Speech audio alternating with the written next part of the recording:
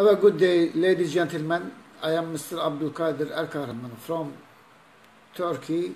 I am the special advisor of our leader Namdi Kanu and special advisor for the Biafra nations worldwide. So we are working for our struggle and the freedom, local and international. And I would like to inform you some more information that local and international community they have to know. According to the last census conducted in November 1963, the population of the Republic of Biafra is 12.4 million. We have to call all our national coordinator, ambassador of the Biafra for each country. And also our leader is President of the Republic of Biafra. We are government. They recognize or not recognize. We have map, we have our currency, we have our land, we have our government. Even now we are fighting for the freedom without muzzles, guns, but we are fighter of the freedom. And we already pay the cost of the freedom with our nation blood.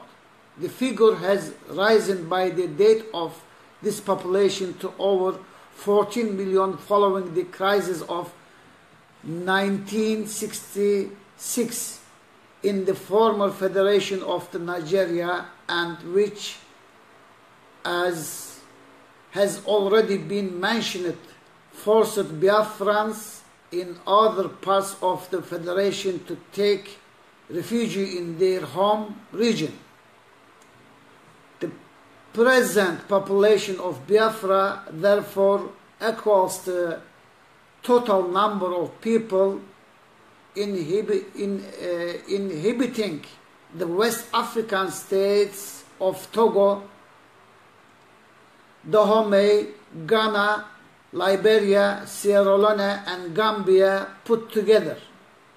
In the whole of Africa, Biafra is now the fourth largest in population, exceeded only by Nigeria, the UAR and Ethiopia, and equivalent Congo, Kinshasa. However, her population density of about 500 persons per square mile is the highest in the whole of Africa. The significance of this factor in terms of economic development, allied potentialities is obvious. A tradition that has become generally accepted divides the population of Biafra into four main tribes, a division which accounts for 98% of the total population inhabiting the country, namely the Ibos, the Ibibio, Afix, the Jaws and the Ogojas. But in fact this is an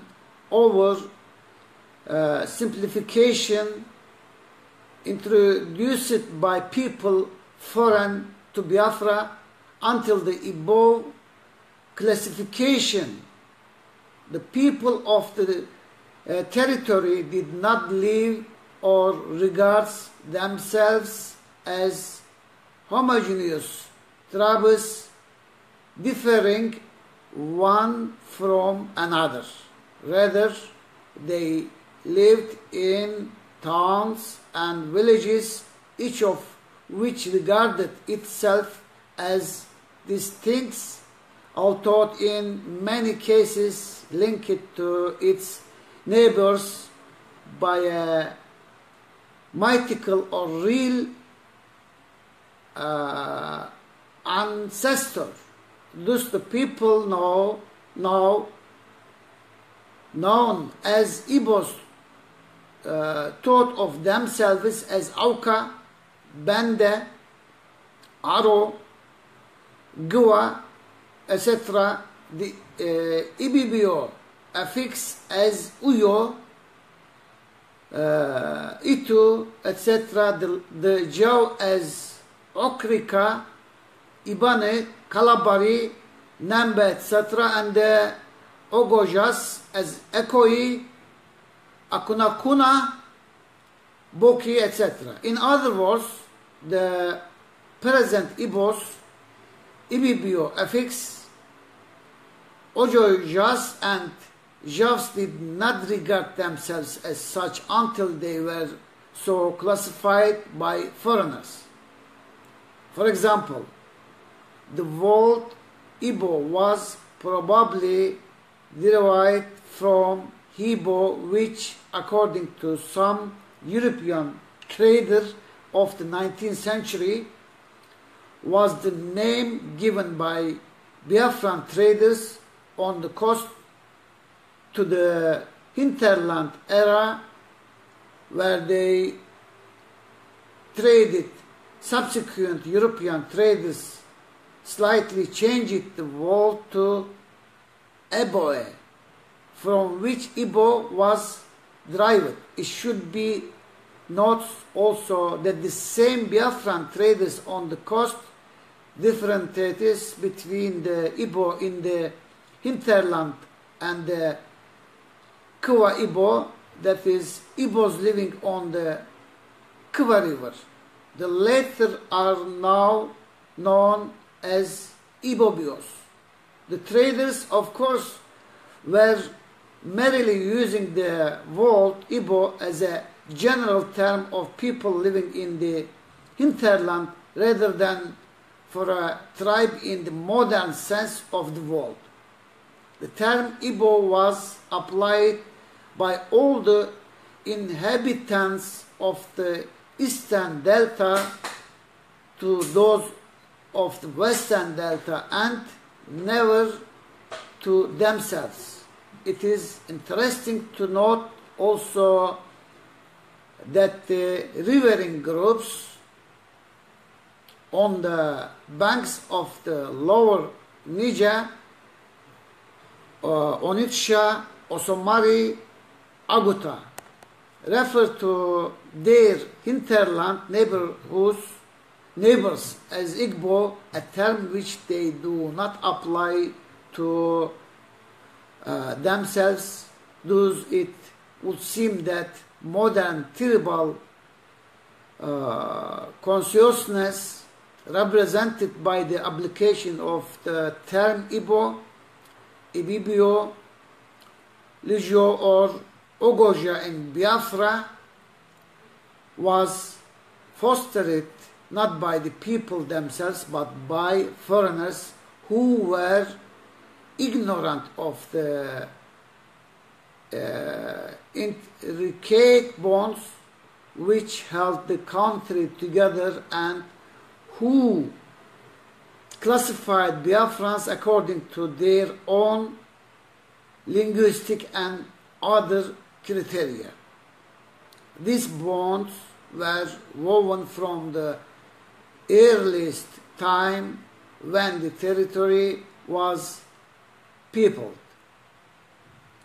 Archaeological evidence reveals that Biafra has been under continuous human occupation for at least 3,000 years, and as is now being discovered that her people developed an ancient civilization 1,000 years ago, that is about half a millennium before the emergence of the Kingdom of Benin.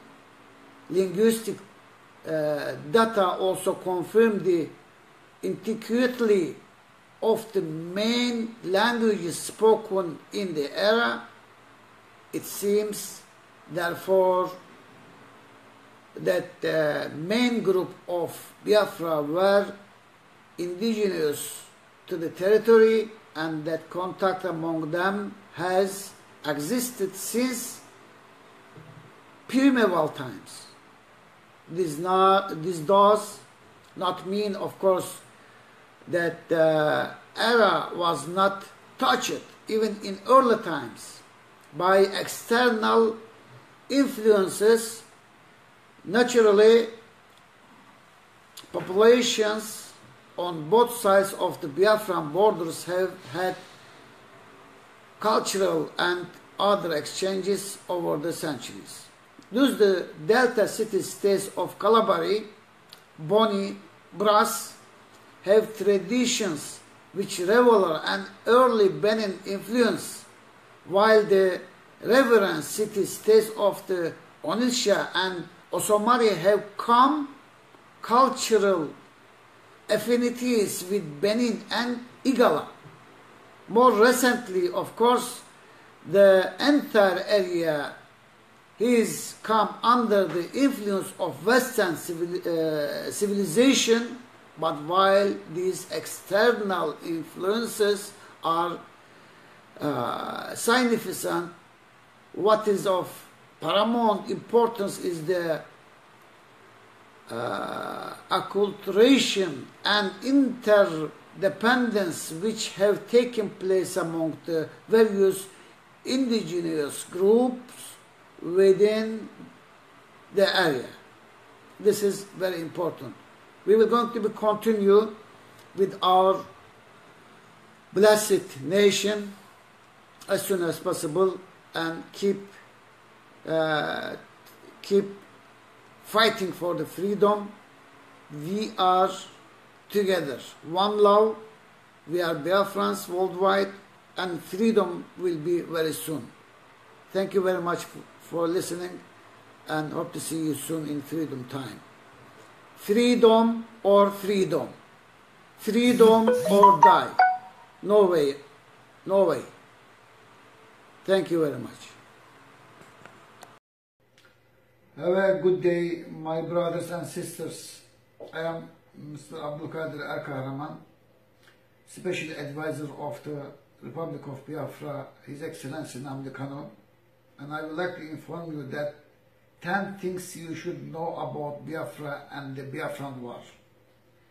At present times, there has been a renewed agitation for the Republic of Biafra by members of the movement for the actualization of sovereign state of Biafra nearly 50 years after the Biafran War, July 6, 1967, January 15, 1970, which almost destroyed the unity of Nigeria. Its agitators have refused to give up the struggle.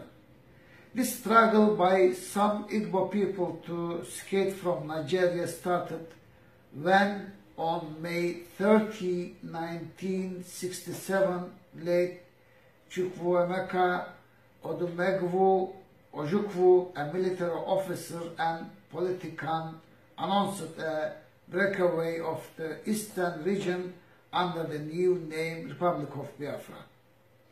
The subsequently sparked the Nigerian Civil War, also known as the Biafran War. The war was between the then eastern region of Nigeria and the rest of the country. The war was fought to reunify the country. Below are some things you should know about Biafra and the Biafran War. First, meaning of the Biafra. Little is known about the literal meaning of the word Biafra. The word Biafra most likely derives from the subgroup Biafra of Biafada of the Tanda ethnic group who reside primarily in Guinea-Bissau.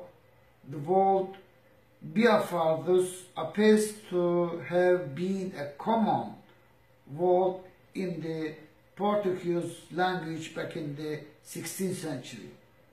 Biafra, a secessionist state in southeastern Nigeria, is believed to have taken its name from the Bight of Biafra, the Atlantic Bight, to its south.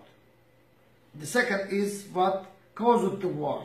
According to local and foreign war historians, the immediate causes of the Nigeria Civil War in 1966 included a military coup carried out by Maj Ziogwu, which led to the death of Tawafa Belawa, a counter-coup led by Gowon, which led to the brutal murder of Aguiyi, Ironsi, Fajri, and the 1966 anti-Igbo pogrom in the north, persecution of Igbo people living in northern Nigeria. 3. Over 1 million people died in the war. The war, which lasted for 30 months, took the lives of more than 1 million people. Some died in the battle, while others were lost majorly through famine and hunger. There were over 50,000 casualties of soldiers both from Biafran side and the Nigerian military. 4 is the Biafran money. The Biafran government created the Bank of Biafra, accomplished it under Decree number 3 of 1967. The bank was administered by a governor and 4 directors. The first governor who signed on banknotes was Sylvester Ugo.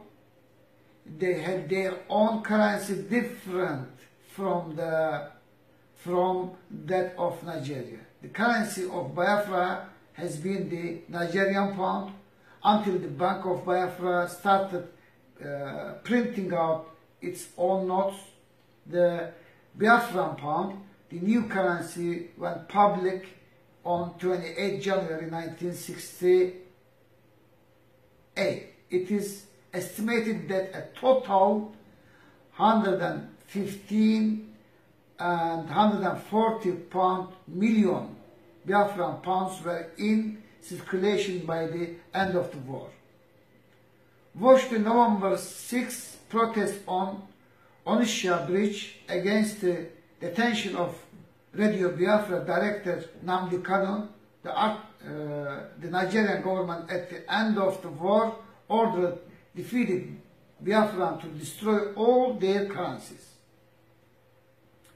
5. Their national anthem, Land of the Rising Sun, was the proclaimed national anthem of the secessionist state of Biafra in southeastern Nigeria. The tune was adopted from Sibelius, Finlandia, and written by Nnamdi Azikiwe.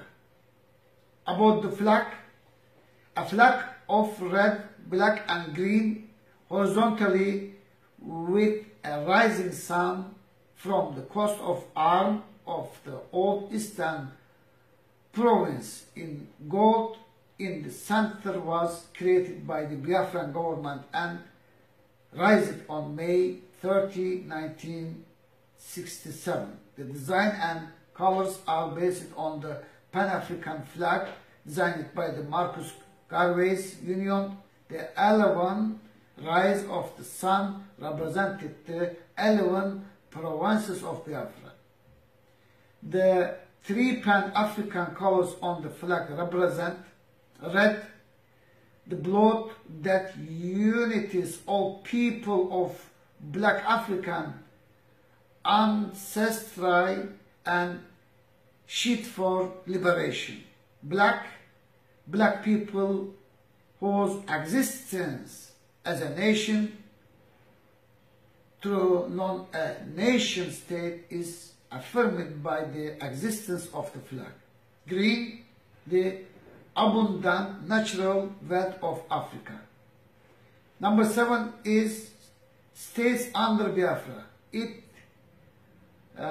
constituted the former eastern region of Nigeria and was inhabited principally by Igbo people. Biafra has been commonly divided into 4 main tribes: the Igbos, the Ibibo, Efiks, the Jaws, and the Ogojas. The modern day states that make up Biafra from the eastern region and Midwest era: Abia, Anambra, Akwa Ibom, Bayelsa, Enugu, Ebonyi, Imo, Delta, Rivers, and Cross River, Igbanke in Edo State and southern part of Benue State, Edo. Number 8 is how they got their arms and ammunition. The Biafrans, through many of their people abroad, mounted a very strong campaign and propaganda for the recognition of the Biafra by the international community and for the purchase of arms and equipment. Biafra was recognized by countries like Tanzania, Zambia, Gabon, Ivory Coast, Haiti, and Cordoba. However, Britain supplied an amount of heavy weapons and ammunition to the Nigerian side because of its desire to preserve the country it created. Number 9, how Nigerian military captured Biafran territories back. In March 1968, Onitsha fell to federal troops of the 2nd Infantry Division after many bloody, unsuccessful attempts. In April, Abakaliki was captured, followed in May by the fall of Port Harcourt.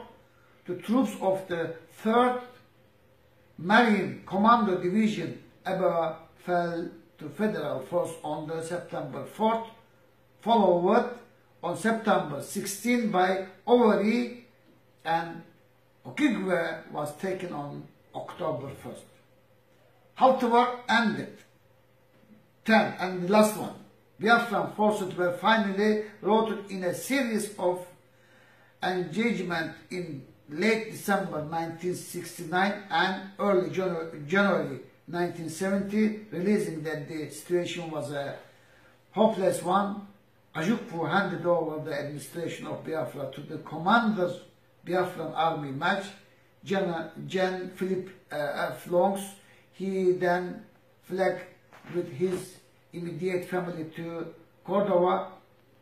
Effiong consulted with the Biafra Strategic Committee on the situation, and they decided that enough was enough and that the only honorable way out was to surrender. Biafra, on the point of total collapse, surrendered and ceased to exist. But we are fighters of the Biafra. We will continue our steps and fighting until the freedom. Keep fighting for the freedom. Freedom or freedom. Freedom or die. Thank you very much for listening and hope to see you very soon in freedom time. Thank you.